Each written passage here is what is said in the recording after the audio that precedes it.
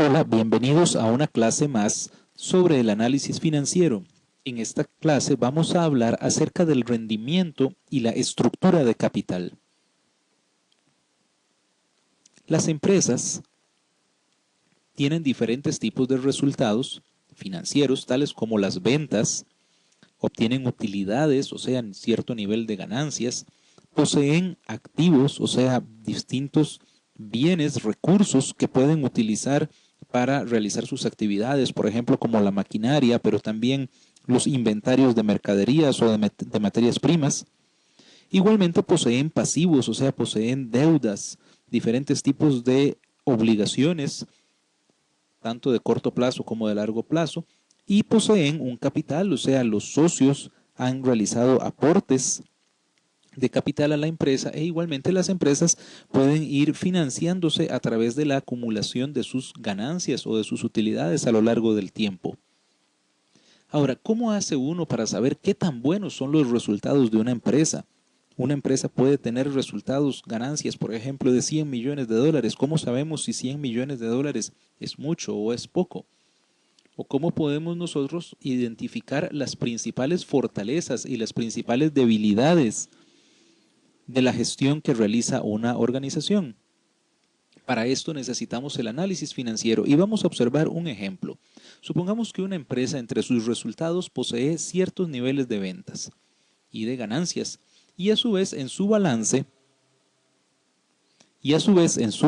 nos presenta cierta cantidad de activos, o sea, de bienes, de recursos que la empresa posee, cierta cantidad de pasivos, o sea, de deudas, de obligaciones y un cierto capital. Entonces tenemos aquí dos empresas. Una primera empresa la vamos a llamar A, que tiene entonces 200 millones de dólares en ventas y ha logrado utilidades por 20 millones de dólares. Esta empresa posee activos, o sea, recursos por 500 millones de dólares y posee deudas o obligaciones por 400 millones de dólares. Esta empresa posee un capital de 100 millones de dólares. La empresa B posee ventas menores, 100 millones de dólares, con ganancias de 15 millones de dólares, posee activos por 300 millones de dólares, deudas por 120 millones de dólares y un capital de 180 millones de dólares. Entonces, vamos a obtener algunos indicadores acerca de la gestión que ha realizado esta empresa. Vamos a calcular lo que llamamos el margen de utilidad. El margen de utilidad consiste en la utilidad neta dividida entre las ventas.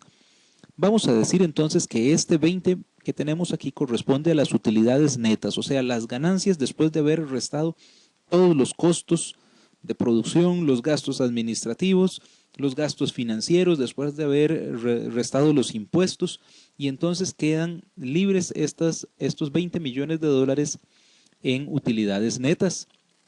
Esto es lo que la empresa puede dividir entre sus accionistas como dividendos o bien los puede utilizar para seguir financiando su actividad. Entonces tiene estos 20 millones y lo dividimos entre el volumen de las ventas que es de 200 millones.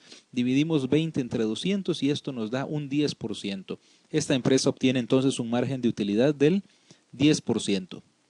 La empresa B tiene utilidades netas de 15 millones con ventas de 100 millones, por lo tanto, esta empresa obtiene un margen de utilidad de 15 millones. Podemos observar claramente que la empresa B obtiene un margen de utilidad neta mayor que la empresa a pesar de que las ventas de la empresa B son la mitad de las ventas de la empresa A, pero sus utilidades con respecto a las ventas hacen que la empresa B sea más rentable en este sentido que la empresa A. Ahora, observemos lo que llamamos el rendimiento sobre los activos. Aquí, el rendimiento sobre los activos se obtiene como la utilidad neta dividida entre el activo total. Entonces, esto nos va a decir qué tan productiva, qué tan eficaz es esta empresa para poder conseguir utilidades con los activos, o sea, con los recursos que posee. Entonces, vamos a dividir las utilidades netas de 20 millones entre sus activos, que son 500 millones. Dividimos entonces 20 entre 500 y esto nos da un 4%. O sea que la empresa logra convertir el 4% de sus activos en utilidades. La empresa B posee utilidades de 15 millones con activos de 300 millones, por lo tanto esta empresa logra conseguir un 5% de rendimiento. Y aquí también observamos que la empresa B obtiene un mayor rendimiento sobre los activos que la empresa A. Y vamos a calcular una tercera medida que la llamamos el rendimiento sobre el capital. El rendimiento sobre el capital consiste en dividir la utilidad neta entre el capital contable. Esta va a ser una medida muy importante para los accionistas porque los accionistas quieren saber si el capital que han aportado está generando suficientes utilidades.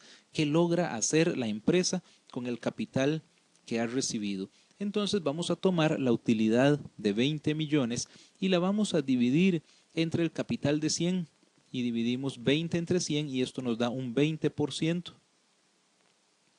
Con respecto a la empresa B, dividimos 15 sobre 180 y entonces obtenemos un 8.3%. Y observamos entonces que la empresa A logra un mejor rendimiento sobre el capital que la empresa B.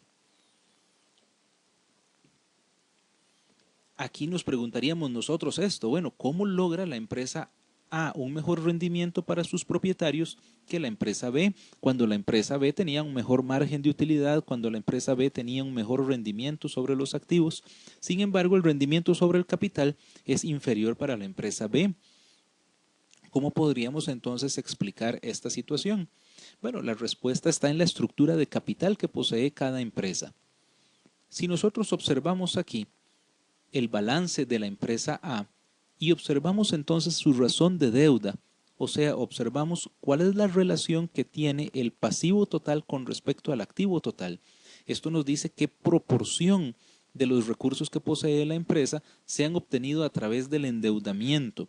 Entonces, podemos observar que esta empresa posee 400 millones en pasivos con un capital, con un volumen de activos de 500 millones y entonces 400 sobre 500 nos da un 80%. Esto quiere decir que esta empresa ha conseguido el 80% de sus activos a través del financiamiento, a través del endeudamiento. ¿Qué ocurre con respecto a la empresa B? La empresa B tiene 120 millones de deudas con 300 millones de activos. En términos relativos quiere decir que la empresa B posee un 40% de sus activos que han sido obtenidos a través del endeudamiento. La empresa A posee un nivel de endeudamiento mucho mayor que el de la empresa B. De hecho, que una razón de deuda del 80% es alta. Entonces observamos que la posición de la empresa A es mucho más riesgosa. Es una empresa que está muchísimo más endeudada que la empresa B.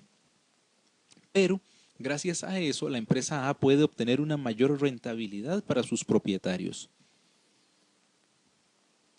A esto le llamamos nosotros apalancamiento financiero. Es cuando la empresa puede conseguir a través de un mayor endeudamiento fijo, o sea, por ejemplo, a través de más endeudamiento bancario o bonos, un mayor rendimiento. Claro que esto representa también un mayor riesgo. Es necesario un buen análisis financiero que nos permita identificar cuáles son las oportunidades que representa el endeudarse y también cuáles son los riesgos. Endeudarse, como vemos, puede representar para los accionistas de la empresa la posibilidad de obtener un rendimiento mucho más alto sobre el capital que han aportado. Sin embargo, también hay un mayor riesgo. Esto debe ser manejado adecuadamente. No quiere decir que la empresa no deba endeudarse. Endeudarse puede ser muy conveniente. Lo que hay que determinar entonces cuánto es el nivel de endeudamiento adecuado para no incurrir en un riesgo más alto del debido. O sea, muy buenas decisiones con respecto a la adecuada estructura de capital de la empresa. Muchas gracias. Puede ver más videos sobre este tema en www.auladeeconomia.com.